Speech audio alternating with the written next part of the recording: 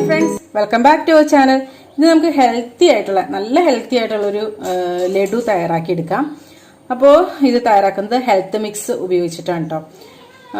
അപ്പോൾ നമ്മുടെ അമൃതം പൊടി കൊണ്ടൊക്കെ ഇതുപോലെ തന്നെ ഉണ്ടാക്കിയെടുക്കാം കേട്ടോ. ഇതിപ്പോൾ നമ്മൾ വീട്ടിൽ തന്നെ പൊടിച്ചെടുത്തതാണ്. ഈ ഹെൽത്ത് മിക്സിൻ്റെ എല്ലാ സംഭവങ്ങളും കൂടെ ഒന്നിച്ച് ഒരു പാക്കറ്റിലായിട്ട് മേടിക്കാൻ കിട്ടുമല്ലോ. എന്നിട്ട് അത് നമ്മൾ വറുത്തിട്ട് പൊടിച്ച് അങ്ങനെ ഉണ്ടാക്കിയെടുത്താണ് കേട്ടോ. അപ്പോൾ അത് 1 കപ്പ് എടുത്തിട്ടുണ്ട്. ഇനി ഇത് നന്നായിട്ടൊന്ന് വറുത്തെടുക്കാം. അപ്പോൾ ഇതൊന്ന് നന്നായിട്ടൊന്ന് വറുത്തെടുക്കാം കേട്ടോ.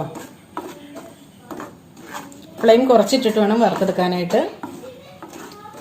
ഒരു 3-4 മിനിറ്റ് ഒന്ന് വറുത്തെടുക്കാം. നന്നായിട്ടൊന്ന് ചൂടായി അതുവരെ ഒന്ന് വറുത്തെടുക്കാം. അപ്പോൾ ഇത് നന്നായിട്ട് വറുത്തെടുത്തിട്ടുണ്ട്. നല്ലപോലെ ചൂടായിട്ടുണ്ട് കേട്ടോ. നല്ല ചൂടായിട്ടുണ്ട്. അപ്പോൾ ഇനി ഇതൊരു ബൗളിലേക്ക് മാറ്റാം. ആ ഒരു പാനിലേക്ക് തന്നെ നമുക്കൊരു 1/2 കപ്പ് തേങ്ങ ചിരകിയത് ഇട്ട് കൊടുക്കാം. ഇത് നന്നായിട്ടൊന്ന് ചൂടാക്കി എടുക്കണം. ഒരുപാട് അങ്ങോട്ട് വറുത്ത് കളറൊന്നും ചേഞ്ച് ആക്കരുത്. ലോ ഫ്ലെയിമിലിട്ട് തന്നെ നമുക്കൊന്ന് ചൂടാക്കി എടുക്കാം. അപ്പോൾ ഇതിങ്ങനെ ചൂടാക്കുന്നതിന് പകരമായിട്ട് നമ്മുടെ കയ്യിൽ ഡെസിക്കേറ്റഡ് കോക്കനട്ട് ഉണ്ടെങ്കിൽ അത് യൂസ് ചെയ്യാം കേട്ടോ. അപ്പോൾ ഇത് മതിയാവും. അതൊരു തേങ്ങ വറുത്ത് വന്നതിൻ്റെ നല്ലൊരു മണമൊക്കെ വന്നു തുടങ്ങിയിട്ടുണ്ട്. എന്നും പറഞ്ഞ് കളറൊന്നും ചേഞ്ച് ആവരുത്. ഇതുണ്ടോ, ചെറുതായിട്ടൊന്ന് ചുങ്ങി വന്നിട്ടുണ്ട്. അപ്പോൾ ഇത് മതി. ഇനി ഫ്ലെയിം ഓഫ് ചെയ്യാം. ഇനി ഇതും വറുത്തെടുത്ത ഹെൽത്ത് മിക്സിന്റെ കൂട്ടത്തിലേക്ക് ചേർക്കാം. ഇനി ആ സെയിം പാനിലേക്ക് തന്നെ 1 ടേബിൾ സ്പൂൺ നെയ്യ് ഒഴിച്ചു കൊടുക്കാം. ഇനി ഇതിലേക്ക് കുറച്ച് കാഷ്യൂ നട്ട്സ് ഇട്ട് കൊടുക്കാം. ഇനി ഇത് നന്നായിട്ടൊന്ന് ഫ്രൈ ചെയ്തെടുക്കാം. കാഷ്യൂ നട്ട്സിന്റെ ഒക്കെ കളറൊക്കെ ചേഞ്ച് ആയിട്ടുണ്ട്. ഇനി ഇത് ഇങ്ങനെ തന്നെ ആ ഹെൽത്ത് മിക്സിലേക്ക് നമുക്ക് ഇട്ട് കൊടുക്കാം. ഇനി ആ സെയിം പാനിലേക്ക് തന്നെ 1/2 കപ്പ് ശർക്കര ചേർത്ത് കൊടുക്കാം. ഒരു 1/4 കപ്പ് വെള്ളം കൂടി ചേർക്കാം. ഇനി ഇത് നന്നായിട്ടൊന്ന് മെൽറ്റ് ചെയ്യിപ്പിച്ചെടുക്കണം. അപ്പോൾ ഈ ശർക്കരയിൽ തന്നെ ഏലക്കാപ്പൊടി ചേർത്തേക്കുന്ന ടൈപ്പ് ശർക്കരയാണ് കേട്ടോ. ഇത് അരിക്കേണ്ട ഒന്നും ആവശ്യമില്ല. കാരണം ഇത് നല്ല ശർക്കരയാണ് കേട്ടോ. ഇത് ഇങ്ങനെ ചൂടായി വരുമ്പോഴത്തേനും ആ ഏലക്കാപ്പൊടിയുടെ മണമൊക്കെ കിട്ടും കേട്ടോ.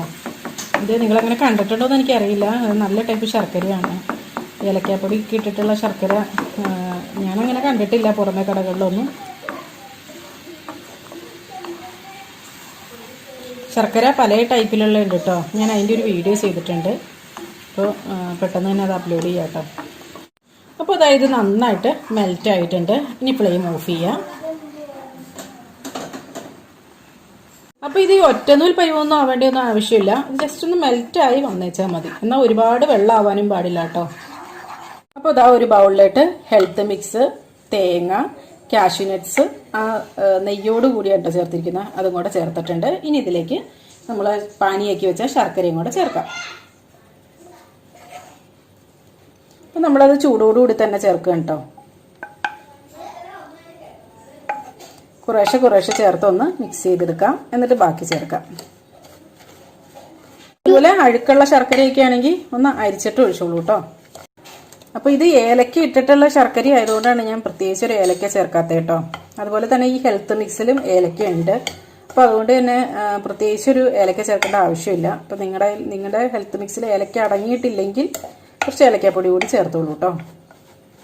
അപ്പോൾ ഇനി ഇത് നന്നായിട്ടൊന്ന് മിക്സ് ചെയ്ത് കൊടുക്കാം. കുട്ടികളൊക്കെ സ്കൂളൊക്കെ വിട്ട് വരുമ്പോൾ കൊടുക്കാൻ പറ്റിയ നല്ലൊരു പലഹാരമാണ് കേട്ടോ.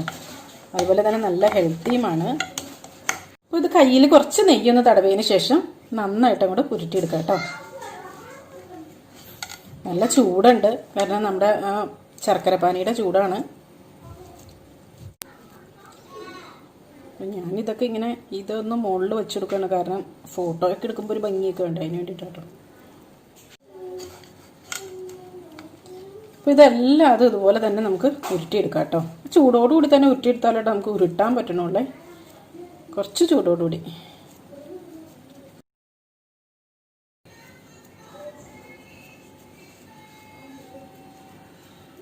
വേണ്ട, ചൂടോടുകൂടി തന്നെ പിടിച്ചിട്ട് വേണ്ട. എൻ്റെ കൈ ചുമന്നേണ്ട.